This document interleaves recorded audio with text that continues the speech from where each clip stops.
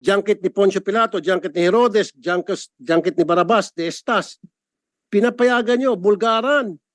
Mr. Chair, wala ho kaming alam na batas na bawal yung junket. Wala ho kaming alam na batas na bawal yung junket. It's been there ever. It was at this moment that he knew he fucked up. I think it's prohibited, yung junket na yan.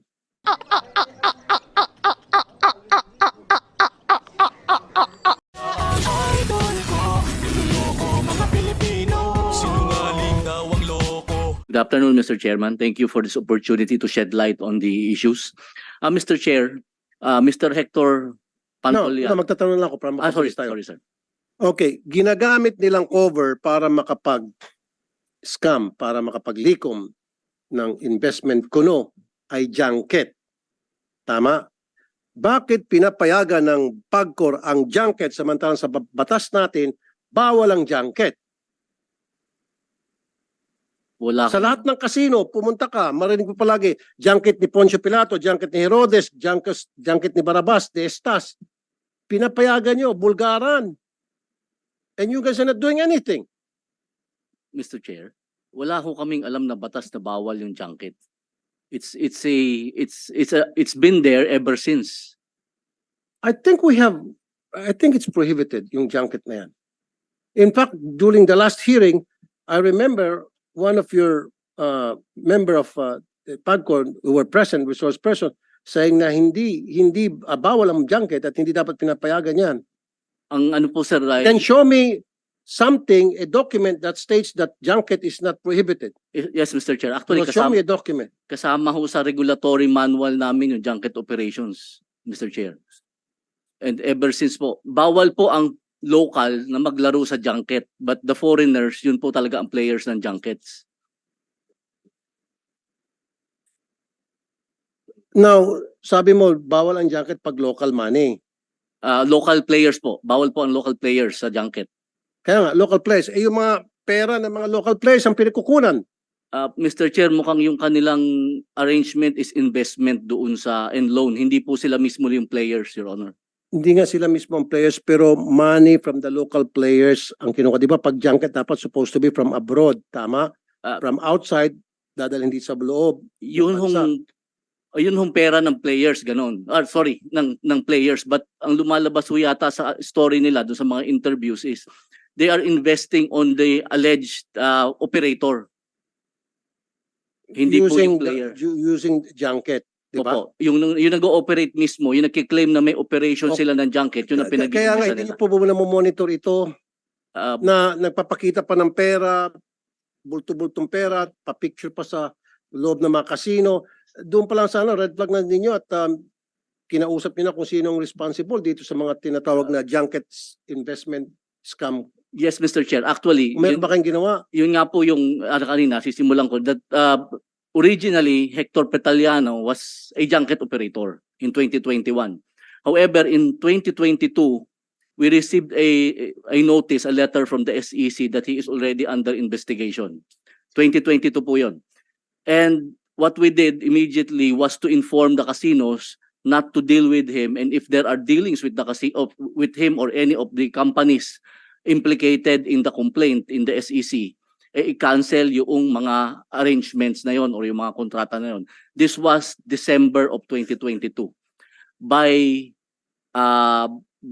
March of 2023, I think the SEC already concluded their investigation. We were also furnished the copy of the cease and desist order from the SEC. So even before, nagsisimula pa lang yung investigasyon ng SEC against the respondents, pinatigil na po namin, in-inform na po namin ang aming mga kasino not to deal with Mr. Hector Petaliano or the implicated companies like yung Horizon, yung Philippine National E-Games League or something, E-Sports League. So, and then we also coordinated already with the NBI regarding the issue. Nung makita niyo naman po sa mga pictures na pinopost nitong si Hector Pontaliana na nandun siya sa loob ng kasino at sa harap niya bulto-bultong pera, nagpapakita siya ng kung ano pang mga properties na nagsisilaw sa mga would-be victims. doon pa lang sana, red flag na sa inyo yung kumontak na sana kayo sa AMLAC, kinausap niyo na sana yung mga may-ari ng kasino, sino ba talaga ito, ano ba talagang ginagawa ng mga ito. You should have done that. Kung ginawa niyo lang sana ang trabaho ninyo, wala sana mga nabibiktima.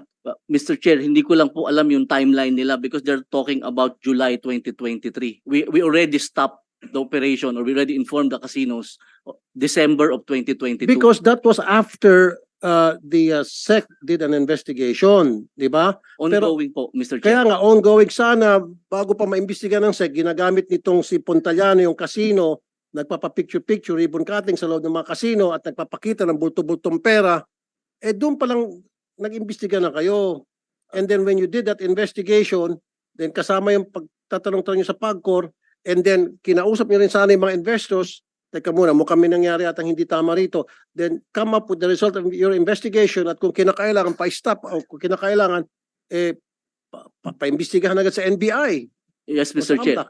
Actually, Mr. Chair, Hindi kasi dapat sa kasino, wag puro pera pong iniisip ninyo. Isipin nyo rin pong kapakanan ng mga tao.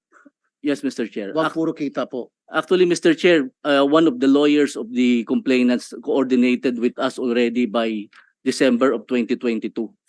So doon nga po, isa sa mga basis po namin yon. He furnished us a copy of the cases in Quezon City. So ngayon yung mga may junket pa, paki-imbestigahan nyo lang po. Yes, Mr. Chair. Bantay-bantayan nyo. Kasi sabi rito, yung nga, criteria examined by licensed casinos included is a junket, whether the key individuals have been convicted or indicted of dishonesty, fraud, breach of trust, money laundering, and terrorist financing, proliferation financing, etc. So, yung bulto-bultong pera, dapat doon nagduda na kayo na baka may nangyaring money laundering na rito. Yes, Mr. Chair. Then that Actually, should warrant an investigation, an all-out investigation coming from you. yes, Mr. Kasi Chair. yung bang pagpapakita na pera hanggang bubong, hindi pa ba magre-reflect sa inyo yan? We were trying to identify where the... Na ginagamit yung casino as a place of people going there para magbigay ng investment nila? Mr. Chair, yun daw po kasi in one of the interviews, ang sabi nung complainants ay hindi sa casino nandun yung pera. Nandun sa isang office ng Horizon sa labas. Regardless, kahit na hindi sa labas ng casino, yung pinapakita shopping sa casino, marami mga bag, etc. Regardless, pero nagagamit yung casino para ma-encourage yung mga investors dahil yung salitang junket. Yes, Mr. Di ba? Chair. O since ginagamit yung junket, ayan bulto-bultong pera. At through the casino, yan pa. Red flag na sa inyo, nag-imbestiga agad kayo, moto proprio, wag nyo na hintay na nag-imbestiga yung SEC, nag-imbestiga NBI, and then after the NBI and the SEC investigated and then come up with the result, sakay action. Hindi. Mr. Chair, una po kami. Magkasabay halos kami ng SEC na nag-investigate at kumilos kasi once So they habang started... imbestiga pa sana ang SEC, pinay-stop nyo na siya sa Yes, operation. Mr. Chair. You did that? Yes, Then Mr. bakit Chair. may mga victim pa rin? Lumabas ho kasi yung aming order sa mga casinos is December of 2022. I don't know when the activities happened with the complainants. O nga, Mr. Salvosac, sana, okay, nung pag-imbestiga nyo, nakita nyo na may mga red flag na nga, may mga bulto-bultong pera na questionable. Sinabihin nyo ng casino, iba nyo na itong si Hector Patuliana. Yes, sir. We did that, sir. Well, hindi. Labas-pasok pa siya sa casino. Nagsa-shopping pa nga yung kanyang misis doon sa loob ng casino, yung kanyang girlfriend. Di ba? Ginigest pa nga siya sa mga event doon sa loob ng casino. No, dapat binanyo siya total sa casino. Hindi siya banned. Show me a proof na binanyo siya sa casino. We will So submit yung start to and date na pinabanyo siya, give me the Yes, proof. Mr. And then I'll Chair. show you pictures na kukontrahin yan. Yes, Mr. Dahil Chair. kapag hindi, di ba, makukontem ka. We will send you the copy of the letter of Okay. the... Gustong pakita kung kailan nyo sila binan, ha? Itong patilyana na ito.